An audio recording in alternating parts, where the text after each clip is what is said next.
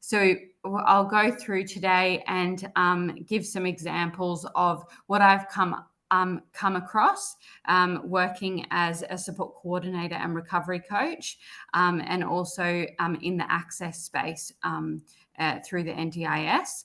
I'm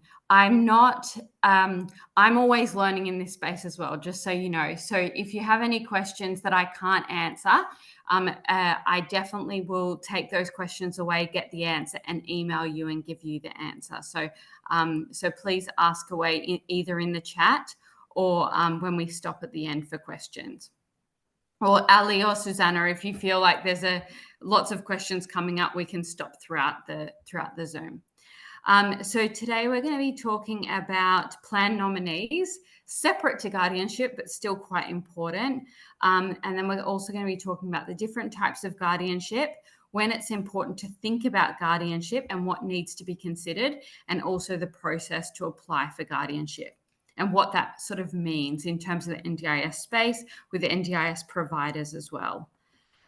So before I start, I'd like to begin today by acknowledging the traditional custodians of the land on which we meet today and pay my respects to the elders past, present and emerging. I extend that respect to the Aboriginal and Torres Strait Islander people here.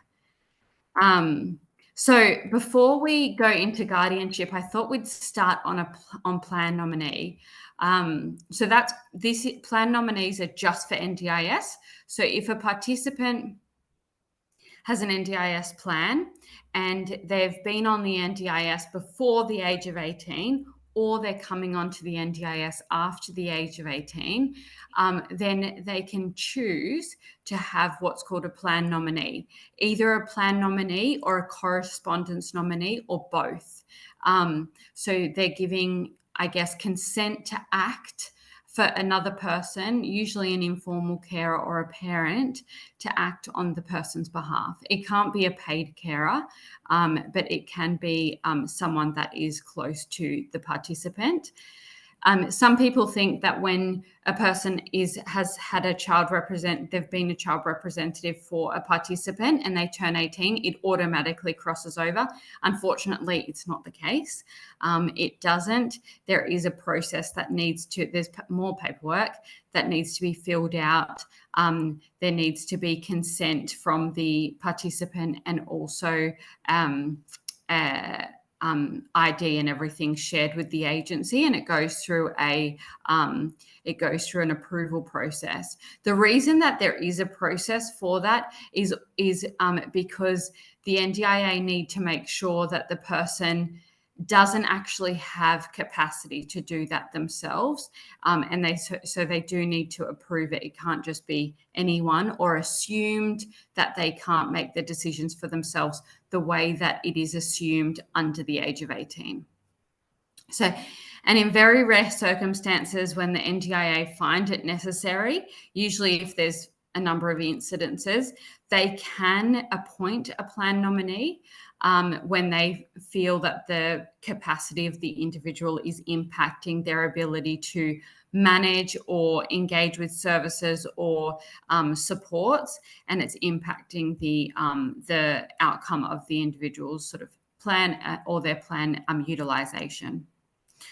So under the NDIS, there are two types of nominee. So a plan nominee, so making decisions, so they can do plan reassessment meetings or any type of meeting or phone call with the agency on the behalf of the individual, and the individual doesn't need to be a part of it, but always absolutely can be a part of it.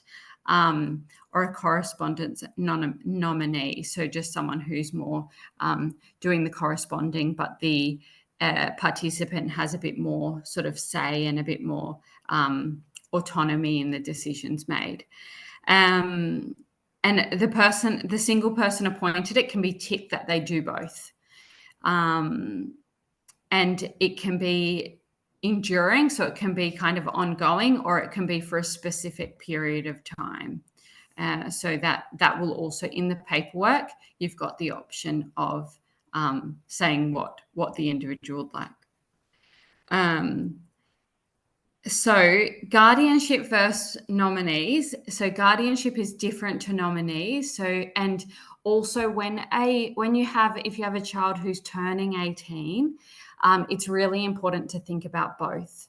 If if your child or the participant doesn't have the capacity and hasn't had the capacity and isn't going to gain the capacity, and there needs to be a nominee in place, you also need to think about the guardianship process. So you need to think about who it's going to be and what they are going to manage. So are they going to manage everything? So health and accommodation, dental, sort of the lifestyle choices, as in what they do each day, the biggest sort of things, and legal stuff. Financial is separate again. So if they're going to do financial, then that's another application. So that will be 3. So you think about which ones. Also, an important thing to think about is if the person has restrictive practices in place, that is something that a legal guardian will need to tick when going through the guardianship process, as something that they will need to be, making decisions or signing on behalf of. And then plan nominee process just through the NDIS. So guardianship is through NCAT in New South Wales, or the relevant in your state, and plan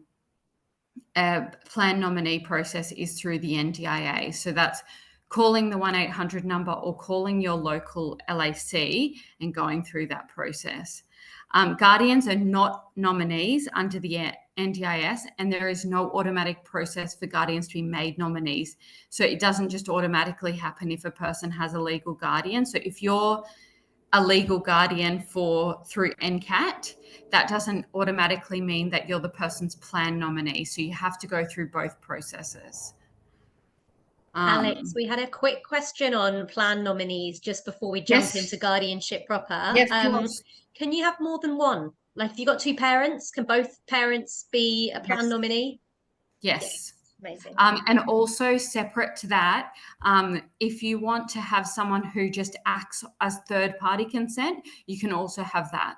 So if you have a support coordinator or even a family friend that you want to be able to call the NDIA and just, inquire about things or submit documents and stuff, or upload things, send things in, or send inquiries into the inquiries email. You can fill out a third-party consent form, and you can say for a specific amount of time or enduring, and you can also say whether you want them to be able to just give information or give and receive information, which means if you have a support coordinator, it's best if you give and receive information so they can make calls and find out about things like funding, or ask about things like where things are at in terms of a plan reassessment or a home and living decision. But they can also email in information, and then they can also get information in return.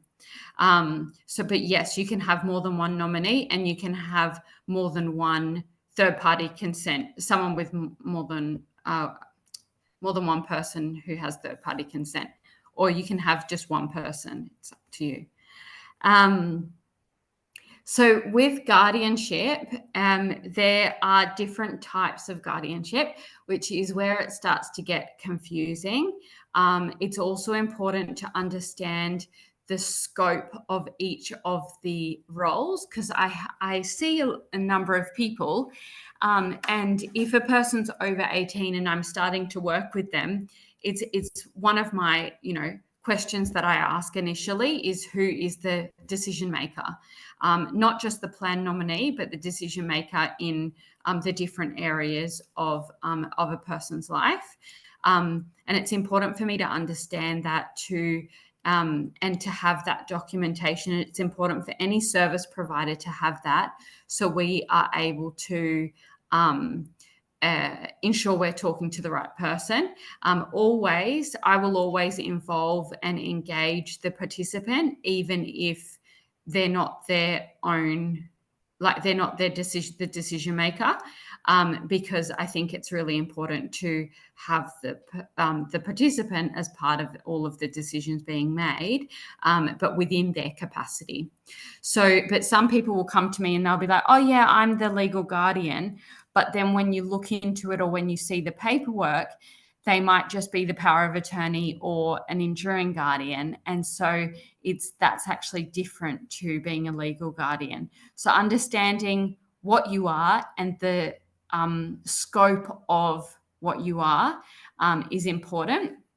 So I'll try and explain this as simply as humanly possible, but let me know if it gets a bit confusing. So an enduring guardian, also if you can say it better or have different words or disagree, please jump in. So an enduring guardian only starts making decisions when you're unable to. So some people will make a person enduring guardian when they foresee they're going to lose capacity in the future.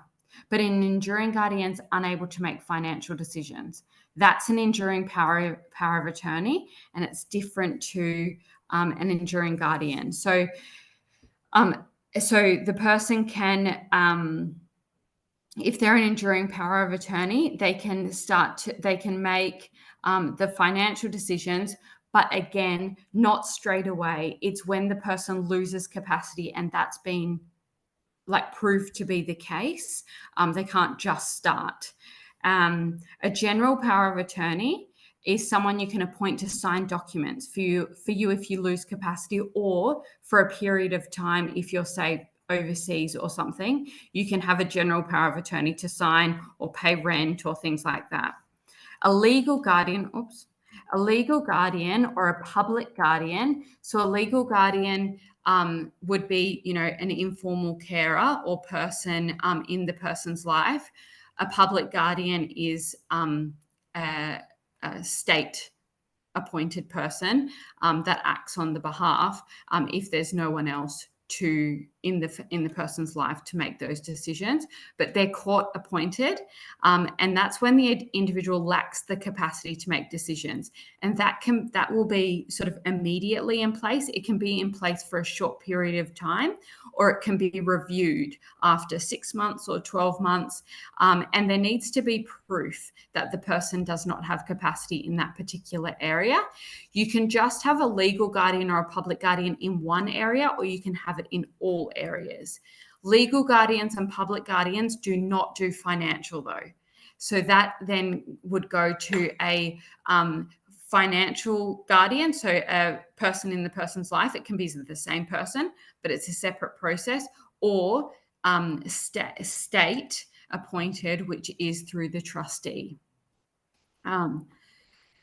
So a legal guardian is the person, an individual who can make decisions for an adult who can't decide for themselves. This is usually if a person, so it could be something that from an acquired brain injury, or they might have an intellectual disability, so they might not ever have had or will have the capacity to make the decisions. So there will be a lot of evidence to show that. Or it might be someone who may have quite a significant mental illness, and we know with long-standing mental health conditions that it does impact their cognition, but also impact their ability to sort of make decisions and stuff. So if that's the case, then they can have a legal guardian to make those decisions. It can be in only one area, so say, for example, medical, or all areas, so medical, accommodation, restrictive practices, dental and lifestyle. A guardian must be over 18 and not a paid carer. It may be a family member, but it needs to be someone who's genuinely interested in the person's welfare. There's a lot of, it can feel a bit scary to kind of go, who can be that person? And also it can feel a bit scary for a lot of people because they go, well, I don't have anyone, or my person doesn't have anyone, and I don't have capacity to do it. So they need to be with the public guardian, but that can feel a lot of people. I talk to a lot of people about, if they're a family member, they feel that, no, this is my role. I have to do this for the person I love. But that's not the case. And we talk about this a lot, as in, everyone's only got so much that they can do, and it's more important that their role as a sister or a mum or a friend is sustained as an informal support, than getting caught up with the pressure of being the decision maker as well. So in those cases, a public guardian isn't always a bad thing, and it can be a scary concept, but I work with a lot of public guardians, and they can be absolutely fantastic. So they've got a bit of a bad rap, but it can be really valuable to a lot of people, and really help a person and save their lives a lot of the time. So if a public guardian wasn't involved, the decisions that you could see or foresee happening can be quite scary. So it can actually save people's lives. So public guardian versus legal guardian. So I know I've already sort of covered it, but typically a family member or someone with a close relationship and a public guardian is appointed by the court, and it's someone in the person's area. So if they're in Western Sydney, there's the public guardianship office, and you'll have a person that will be allocated to the individual. So you'll have a point of contact, and if they're away, then it will be a duty guardian. So there'll always be someone that can help to make decisions. Alex, we've had a few questions come in through the chat about guardianship, both enduring and legal guardians. So this is yet a good moment. Wendy's asked, so if you need proof that a person with disability doesn't have capacity, like what does that proof kind of look like, and who can provide that proof? Yeah, so we're going to go into it in a little bit, but I'll just touch on it now. So the best person to provide the information around capacity is actually a neuropsychologist who does a cognitive assessment. They would be top #1 standard. Some clinical psychologists who are heavily trained in cognitive testing can also do that, but I would make sure that in the referral to them that you specify that you'd like it for guardianship purposes to explore the person's capacity, and you're looking to go down that path. So it's really important to say that to them, because otherwise their general cognitive, even though they'll look at the cognitive functioning, it won't necessarily look at capacity. So it's important to say that, but I would 100% go with a psychologist, or if not a psychologist, if not a neuropsychologist, a clinical psychologist. They are gold standard when it comes to that. And then you also can say whether you want for everything or just for one thing. But you can also have other diagnosis letters, and everything can also be helpful. I just need to plug my computer in, sorry. Diagnosis letters, if the person has a profound intellectual disability, for example, that usually has information on the person's capacity, but they may require further information. But all of that can be really important to provide when going through the process. Thanks, Alex. Another question came in around enduring guardianship. So who appoints an enduring guardian? Is that kind of the person themselves? And what would prompt you to put enduring guardianship in place? Yeah, so yes, it's the person themselves, and it is usually when the person has to sort of have capacity at the time of appointing an enduring guardian, and then they will go through the process when they've got capacity because they may foresee that they're not going to have capacity in the future. So if a person, it's typically for someone who sort of will say, oh, you're my enduring guardian when I get dementia and can't, make decisions for myself. So they've got capacity at the time, but then they foresee losing their capacity in the future. So for someone who, say, has a intellectual disability and who has never had the capacity, then it would be going through the legal guardianship or public guardianship process. It's the same process, but on the form, you just would tick whether you're going to have a legal guardian or whether the person's going to have a legal guardian, who that is, or whether they're going to be under public guardianship. And so so the enduring guardian wouldn't be appropriate in that space. So it's for someone who has capacity but is foreseeing losing their capacity in the future. Thank you. And then the final question is from Lachlan. Lachlan has a son who is over 18 but doesn't have the capacity to make life decisions. Yeah. And he has made inquiries to NCAT about guardianship and been told that because he's a parent, he doesn't need legal guardianship. Is that true in your experience? He was said his daughters, who are his son's sisters, would need to apply to become legal guardians. Yeah. So from my understanding, and this is just from my understanding, I have had people, even siblings, actually say that, I'm an enduring guardian, or I'm the power of attorney, so I'm the legal guardian. And it's like, no, they're different. But also when a lot of parents don't actually go through the legal guardianship process after the age of 18, because they just sort of assume that, they're the legal guardian, they're of sound mind and can make the decisions. But when it actually comes down to it, and they'll kind of just verbally say, yes, I'm the legal guardian. But after the person's 18, they're actually their own decision maker.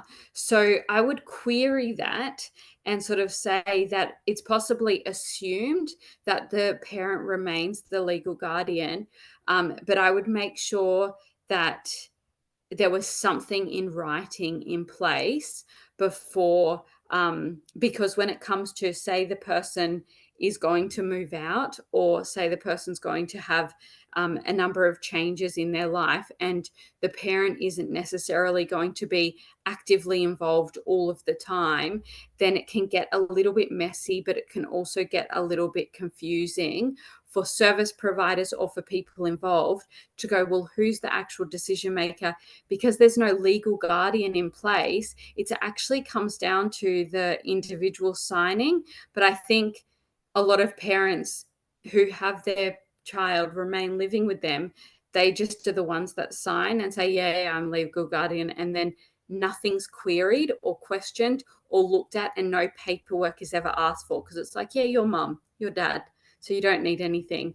But I actually think the correct process is to have something in place in writing, to make sure that you can provide that to providers or service providers, especially if the individual is moving out, or you're not going to be there every single day knowing every single thing that happens for the individual. So I have heard that before, but I would query it, because I have a bit of a mixed bag of, there's a number of parents that are actually their formal legal guardian, and there's a number of parents who just haven't engaged the process until we've spoken about it, because they're moving out or something big, like there's been a big life transition, and then we kind of go down that path. But yeah, so it is a bit confusing, but I would say probably, I don't know your situation, but I would say probably query it a little bit further, and get a second opinion. When I go through the process in a minute, the first step in going through the process is getting legal advice, rather than going straight to NCAT. and asking what the options are. I have had feedback as well from a lot of lawyers that are like, oh, don't even bother with the process. It's just paperwork and it just isn't necessary. So that's possibly where it's come from. But I think depending on the situation, I agree that if the person's living with you and remains living with you and you've kind of got, you know which medication they're on, you go to every appointment with them, you're sort of there all the time, it's probably not needed to go through the process. But I think if something was to change, it's important to have formally in place something. Yeah, that would be my suggestion, but it's obviously just a suggestion to just query it. Thanks, Alex. And then Bernice and Amy have actually added their experiences to that, which kind of align with what you've just mentioned in terms of it being necessary when a change happens. So Bernice has said that she was told by NCAT that they won't accept an application for formal guardianship unless there's a pressing need that can't be managed informally by the parent. Yeah. And Amy has added that she's had the tribunal push back even with these tests. So having had tests which show that there's no capacity to make decisions, the tribunals push back when there's no immediate decisions required and said to continue with informal practices.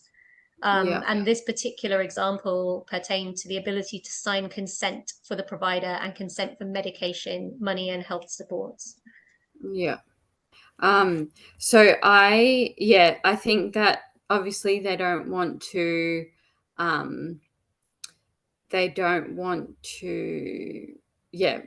put something legal in place and take the person's, legal capacity away, it formally away. But I also, and then it's like, oh, it can be done informally. But I think when there are, I've just seen so many things go pear-shaped is my point I'm getting to. When things are informal, and then some quite suddenly changes, the process for guardianship is quite lengthy. Obviously, if they're pushing back, there's nothing more that you can do. It's noted and you can't really do anything until there is a change. But I would say anything proactive that you can do is probably a better option. But if you're finding that actually when you go through NCAT, they're pushing back and saying, well, no, there's no reason for it, well, then it kind of ties your hands. But I do find that if it's not something that it has been sorted before a big transition like moving out, it definitely needs to be thought about at a big life transition. And when there has been a big transition like that, I've never seen it kind of be pushed back. I've never seen it be pushed back as well. If there's just multiple sort of kind of incidences of where it is kind of getting a bit sticky because it's not clear. Yes, I think providing those examples or having a reason for it sounds like it's needed. But I would say that if there is a chance of being proactive in that space, it definitely reduces issues down the track. So yes. But yeah, it makes it hard when you get pushback. And unfortunately, there's so much pushback with lots of different things. With just going back to with financial management, so just knowing the most important thing to note is it's separate. So if the person needs support with financial management, that is a separate application, and it can be the same person, but it is separate, separately looked at. And you can, if there's not an informal person that's going to take on that role, then it would need to be the financial trustee. So how's capacity determined? We've touched on it a bit, but every adult is essentially presumed to have capacity until proven otherwise. So an adult may have capacity to make one decision, but not another. And that's where it's really important to determine. And when you have the capacity assessment with the neuropsychologist or ClinPsych, that they do go through the different areas, financial, medical, accommodation, all of the areas, and give examples on how they've tested the person's capacity and the outcomes that they've found. And so it's really clearly stated in that report. It unfortunately isn't something that can be funded through the NDIS. Neuropsychology assessments can be funded through the NDIS. Oh no. Neuropsychological assessments can be funded, and psychology assessments can be funded. But if you're doing specifically a capacity assessment for this purpose, it isn't funded through the NDIS, and it's about $1,500. So it's a bit expensive. But if the person's getting a cognitive assessment through NDIS, and then you want them to add on it, so I often say to the people I work with, let's plan a little bit into the future. We know that within the next 5 years, the participant would like to move out. This is going to mean that we need to sort of make things a little bit more clearer when it comes to who's the legal guardian, and we need to assess capacity. So let's ask them to add it to the full neuropsychological assessment, and they can add it at the end, and then it can be paid through the NDIS. So they can just do a few, add on to their battery of tests, and they can just do a few more and add it on. So that's how you can get it funded through the NDIS in a completely non-dodgy way. So when to think about legal guardians. So this is obviously a bit of a query because of people's experiences, but essentially when a person's turned 18, it's important to start thinking about that. Doesn't have the capacity to make the decisions independently, faces significant risks due to the inability to manage personal affairs, and requires support to navigate complex legal or financial matters. The other thing to think about, and something that could be an argument when it comes to the NCAP pushing back, is the parents' age and life stage. So if they are aging, if you as a parent, or if the participant's parent is aging or is unwell and is unable to fulfill the role as an informal guardian, then it is important, and you want, their sibling or another family member to be involved, then it's important to engage this process, not just if there's a big life transition for the individual, but if there's a big life transition for the informal guardian as well. So, and then when to think about public guardian. So legal guardian obviously being someone who is a family member or an informal carer who is not paid. But when to think about public guardian, which can feel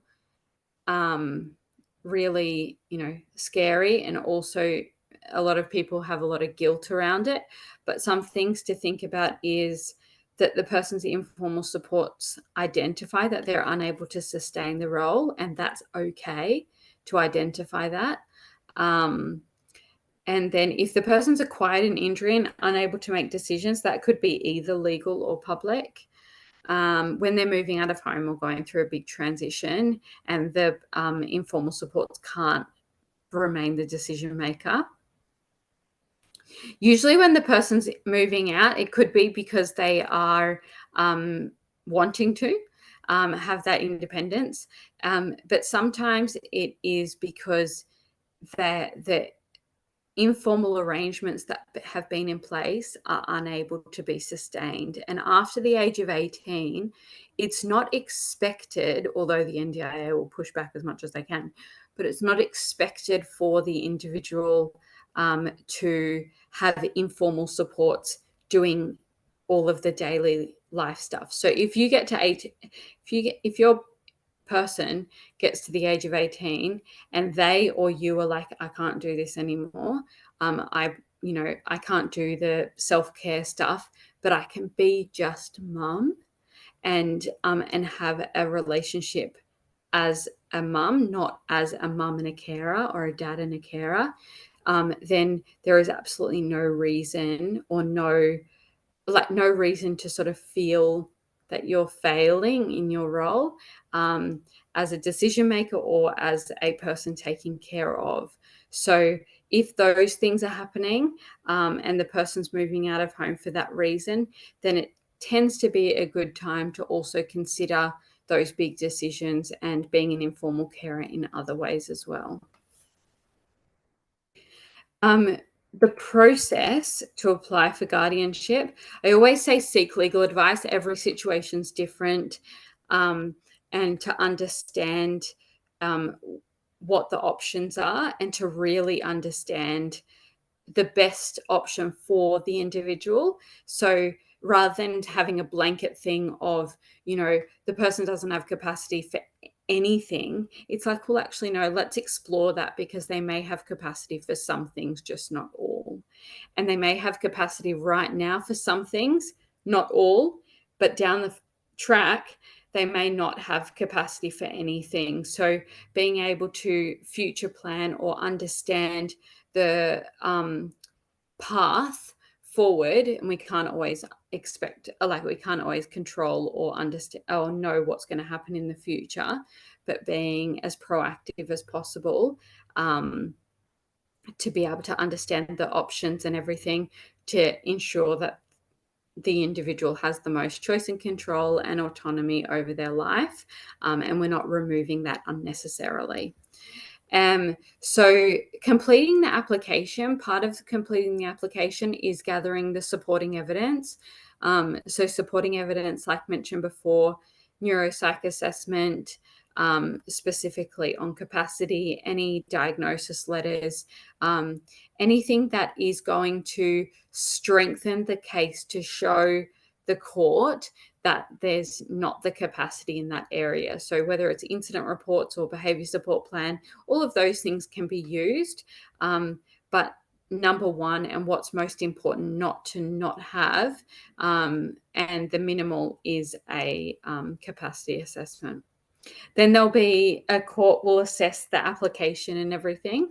And then there'll be hearing at the tribunal, and then they'll make the decision which they will grant or deny the guardianship based on the assessment. They're pretty good at calling beforehand, and they will want to speak to the individual as well as the person who has made the application. And they have an opportunity to sort of talk through. If the individual doesn't have capacity to talk to the assessor or the person calling, you can say that to them and explain that. And it doesn't have to be that the person doesn't have capacity to verbalize or talk, but it could be that it's overly stressful for the person, but the assessor or the person that's calling does make an effort to say, well, I'm here if the person wants to talk beforehand to understand the process or to give any additional information. So I just wanted to add this little bit as well, that with legal guardians and plan nominees or public guardians, any of these things, if you're a guardian or a plan nominee, or it's important, really important, to share with the service providers when starting services with them, because otherwise it becomes very confusing for the service provider. And if you're a service provider, it's really important that you take responsibility for asking these questions. And it's important for the service provider not to assume the capacity of the individual. We want to understand the person and give them, obviously, the choice and control and the ability to share. But when it comes to signing documents, we want to make sure that who is the actual person in place to sign the documents, because it's not our role as a service provider to make that decision. Oh, that person doesn't have capacity, I'm going to give it to mum. No. It is the court or the person, the capacity assessment, or the informal guardian, or the parent, or it's their role to have gathered the information or to understand who is signing documents, who's the plan nominee, who's the guardian, and they give that information to the service provider, and then the service provider respects that information and shares the information required to or within the individual's capacity, shares that with them, the information, but make sure it's being signed by the correct person. I had a client who has a quite a profound, quite profoundly impacted by her mental health, and she goes through periods where she's a bit more cognitively aware, and she's able to articulate herself well. And she called up all of the providers and the NDIA and cancelled all of the services, even though the services were still in place. And so none of the invoices were able to get paid, and no one knew why. And I was trying to backtrack and find out why, and no one could work it out. The NDIA couldn't work it out. It was escalated very high. And then it was worked out that it was actually the participant who had called, but she is under public guardian. So it's not her decision to do those things. And it then meant that no reports were sent through because they hadn't been paid, and then it delayed a whole lot of other things with the process of a plan reassessment. So it is important to understand, and it is important to ask the questions as a service provider, but to also share the relevant documentation so the service providers can understand the individual situation. And know who to ask questions to, or who to get to sign. So that's all of the information that I have on the slides. But Ali, are there any other questions in the chat? I'm just going to come back. Yeah, we have a couple of questions come through. Amy asked, which is quite relevant to what the slide you've just shown around the responsibility of providers to check who is legally meant to be signing the documents. But in the context of, we've heard from parents who've been told that they or been pushed back when they've tried to get that legal standing to sign and to remain informal. Like, how does a service provider make sure they're doing the right thing if there isn't a legal frame, like a legal guardian in place? If there's not a legal guardian in place, and there's no plan nominee, and there's no sort of, then essentially it is the participant who has every right to sign the documents. And it would only be if there's sort of continued incidences or sort of things going a bit pear-shaped that the service provider may question it and ask. But essentially, most of the time, there's either participants that come to a service who are able to articulate themselves well and able to sign and can do it, or there's someone who's being referred to by a informal carer or a legal guardian. So usually it's pretty clear. It is the responsibility of the service provider to ask, but only to ask and gather the information. But if there's no information to gather, or there's no decisions or nothing that's been put in place formally, then the service provider is a bit tied on what they can do, because actually it's then the participant themselves that they will engage with. And if there's, queried, like if the service provider worries about the person's capacity to understand the information or sign on their behalf, then they might say, is there someone that supports you day to day? And if they're like, no, I don't have anyone, or here I have a paid carer, then it might be, their responsibility to go, okay, well, do we need to go down the path of assessing this person's capacity to kind of go, do we need this to be looked at further? But yeah, if there's nothing in place, there's not much that they can do, unfortunately. Does that answer, Amy? Amy added some context in the chat to say that a lot of her participants are prior to the NDIS, so they've potentially already been living with the provider for 50 plus years. They've been living with the provider. So if you're talking, are you talking about like an accommodation provider?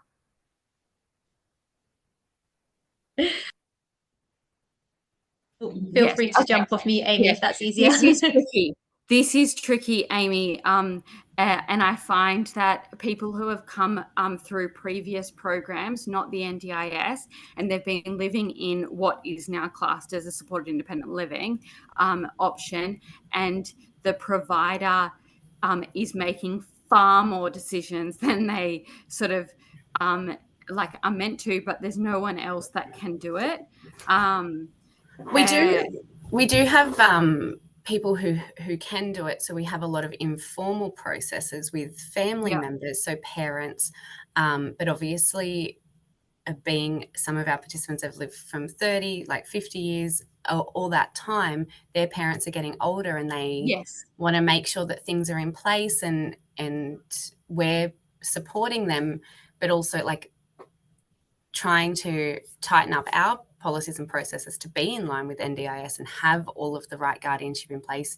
And a lot of our policies, sometimes we have to take that they're a family member because we're helping them go through and go to NCAT hearings and things like that. And we're getting back, no, there's no immediate decision, and they're not taking any documentation that we have to set consent forms or in any area. So whether it's medical, so we've had instances where people have needed medical intervention and hospitals have asked for that guardianship, and then we've gone for it and like with the family, and then they've said, oh no, we're not going to put that in place. So then they're not getting the medical care that they need either. So I don't know, it's a bit, there's multiple examples that I can give. It is a really tricky, and it's probably the most important space to have, whether it's a public guardian or another informal guardian in place. And it's often, this is the case. The person has had an informal carer as their parent, and they have, they're in their 50s and they have an intellectual disability, and maybe a mental health condition. They're living in a supported independent living place. Their mum or dad is aging and is unable to make the decisions. That really is grounds for it to be explored, whether it's a sibling. Some of them are aging, and it's sort of the period before that. So like we do have a lot of people on like guardianship and that, like with like not private, like public guardian and that. But it's more when we have the family members that do have capacity and can make decisions, like brothers or mothers and that are of age, and they're the ones getting pushed back, even though they're wanting to take that on. They're saying, well, there's no decision that needs to be made and your informal process is working. So because we've got the documents, they've signed it. So then we were like, maybe we need to tighten up our policies. But if we tighten up our policies, then we can't put anything in place because they wouldn't be able to sign it. And then what happens? That makes it, that's really challenging. Honestly, I don't understand why there's that pushback, because I think that it needs, when someone's living out of home and they've got an informal carer, it shouldn't be assumed that that informal carer is their guardian, because they're not. Like, and then when you have medical situations or, other situations, it becomes, like you've explained, very confusing. The only time that we do see them go through without question, which is concerning, is when there's restrictive practices in place. Whenever it comes to just as simple as getting consent, like the correct consent, like that we have informal practices, but getting the correct consent with the guardianship behind them and that weight of, yes, we can actually say this, they're just like, no, yeah, they don't need it. I don't like, I really question it, because I really question their processes, because it makes it very challenging for service providers like yourself to be able to, informally doesn't work in those spaces. And so, I don't know the answer, but I don't know why there's the question, like why the pushback is happening, because it just seems quite We've straightforward. we support the family in getting like the right assessments. So like there's definitely, like, they can see The that right they don't have the right capacity. Like some of them are nonverbal even, and they still say, well, no, there's no immediate decision, and they don't take the fact that providers need guardianship or the right consent for anything for supported decision making or just formal decision making. They just go, nah, informal practices are working, and then just like close out the meeting. Yeah, it doesn't make sense. Like I have been in a house manager role before, and I remember being with people who have like I've had even calls from like Telstra or whatever, and it's like, we need to speak to the individual, and it's like they don't have capacity, they can't speak, they're nonverbal, and they're like, no, well, we can't speak to anyone else. Who's the legal guardian? And it's like, so there's such a gap there that NCAT should be sort of filling, to go, it just seems like a basic form to sign, but there's, example after example that, puts the people that are trying to do the right thing in a big pickle, because there's not a legal guardian in place. Yeah. Like we've had it with voting, people who are living in their own homes sign up to gas bills with other companies and things like that, or even living in our homes, we've had them do that, just like, we'll sign up, and and it's just, there's so much vulnerability there in the community, and even with scams and everything like that, like to get out of a scam and sort of to kind of prove that the person doesn't have capacity. And it's like, if there's no legal guardian to talk on that person's behalf, it makes it very tricky.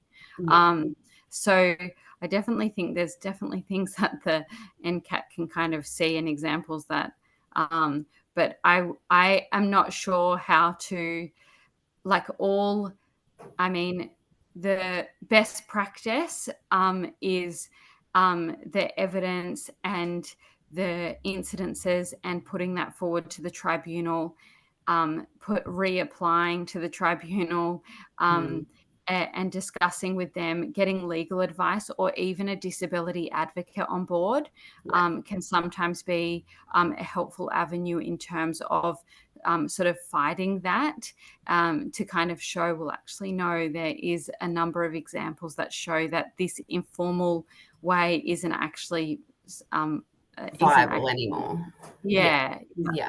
Sounds like you've got some support in the chat as well. You've got some warrior carers rising up and taking on NCAT happening in the chat right now.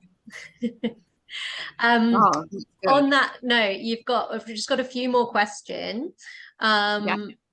So one relates to what you were just saying. So I'll just ask that one quickly now from Maria. Is there a way to work around NCAT if you need, for example, a medical procedure or a financial issue? Is there something else that can cover those? And then the other two relate to long-term planning for when the parent's no longer around. So just ask those in a minute. Yeah. So I would say that a workaround would be going through, getting legal advice, getting a disability advocate on board, and getting them to help to put further evidence and sort of put the case forward again, to kind of, NCAT's the one that makes the decision. But if you've got a number of people thinking, or kind of like rallying around being like, no, and the voice is louder, the wheels squeakier, then it's potentially going to be a bit more successful. But I would say that having clear, like, examples of what things are not working informally would be a strong argument to say that, we need something formal in place for this individual. So yeah, they unfortunately are the ones that make the decision, but I think using different people in the community, like advocates, can be really beneficial in this space. And then long-term planning. Yeah, so Ali. the couple of questions on that were, Wendy was asking, when it comes to appointing a legal guardian, is it better to do it as the parent, or to have somebody like a sibling who's the same generation as the person, so that continuity can stay in place when the parents no longer around? 100%. So that was one of the questions. And then the other one, quickly, from Arani, is that she's currently, or he's, sorry, not sure, is writing their will, and finding people to be guardians later on. A question, can they be paid for what they do? They're looking for a financial, somebody to take care of financial matters, somebody to take care of medical matters, and 3 people in total. And yeah, can they be paid? They can't be paid. No, they can't be paid. Then it would, and if there's no one informally that can do it, then it can go through the public system, but they can't be paid sort of carers or supports. And in terms of would you do a sibling, I probably would say yes to a sibling. Like, unfortunately, it's not the nicest thing to think about or the nicest topic, but no one lives forever, and we need to future planning that kind of as much as we can. It would be that, if a sibling had capacity, to have them listed there. And then, whether that is as an enduring guardian or as a legal guardian.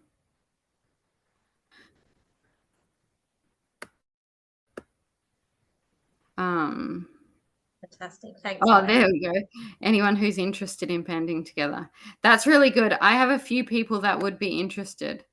So yes, so I'm going to save those details. Thank you, Wendy.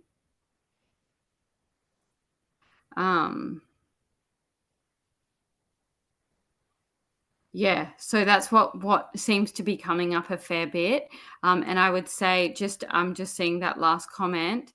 And I would say that as soon as there's a, future planning of a change, so the person's moving out or your capacity is lowered, that when it's a time to kind of start to put into place or gather the evidence to kind of go, well, I can no longer stay as an informal person, as an informal guardian, and we need to put someone else in place as a legal guardian, would be exploring that option. Or they're moving out and we need something formal in place as they move out. And so I would say that those transition periods, there's a lot of people that go through guardianship, and the reason for that is because the individual is moving out. Thank you, everyone. If you have any other questions, Ali, is there a general, is there a email or an inquiry, or do they go through the website that they can? Can do either of those things. I'll just pop the email address that you can contact in the chat, so that you've got that. Otherwise, feel free to grab the contact details off the Fighting Chance website and send through any questions you've got there. Sorry, I was